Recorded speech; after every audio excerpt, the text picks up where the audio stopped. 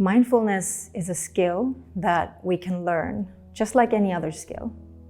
And when we're learning something new, there are many different ways to make sure that we learn as well as possible.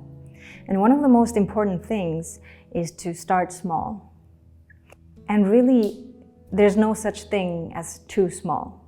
The first mindfulness exercise can be only a few minutes long, or even shorter. But the point is that if we set our goals too far and we try to do something really big at the first time, we set ourselves up for failure.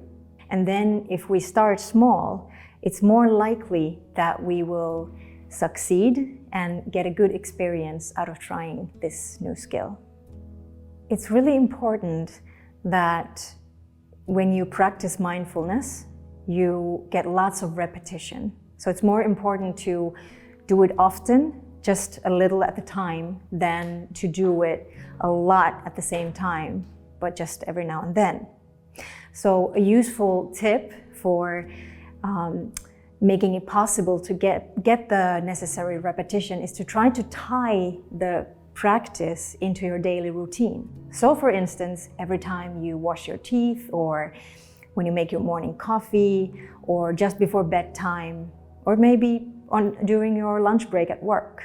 If you have a specific routine that you then combine the mindfulness practice with, it's more likely that you will do it, and then you get the repetition that is needed. Another way to ensure that you will remember to practice is to use reminders. And this can be a note on your fridge door, or this can be a notification in your phone. Or you can even use mobile applications that will send you a reminder at that time that you have chosen.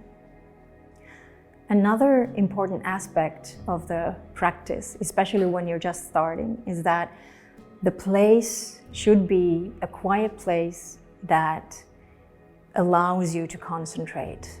Because if it's too hectic, noisy, there's a lot of traffic or people moving around, that's actually a quite challenging surrounding to do the mindfulness exercise in.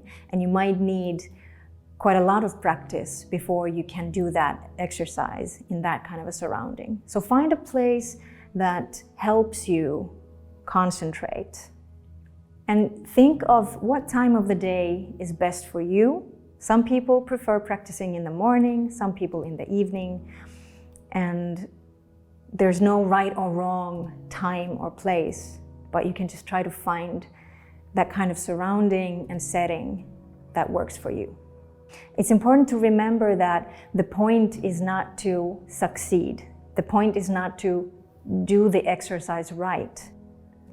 In general, we people are quite prone to overestimating what we can achieve in short time, and then again underestimating how much we can do or achieve in the long run. And that's why when we're learning something new, it's good to remember that it really is a process, and it might feel really slow. It might feel like you're not making any progress, but then most likely the progress happens in small steps, and it's hard to see at that time, but then later on, when enough time passes, it's easier to look back and realize how much you've actually learned and how much you've actually put your time and effort into this. And it's also good to remember that it's natural to sometimes forget, to sometimes feel like you're taking steps back, or something that you already succeeded in doesn't feel easy anymore.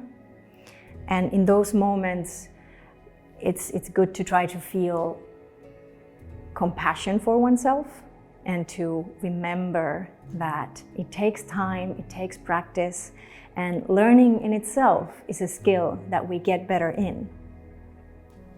So all in all, there's many different practical ways to help yourself learn this new skill, to help yourself practice.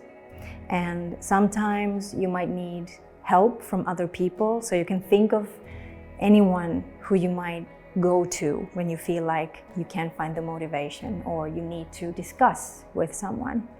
And most importantly, be compassionate towards yourself.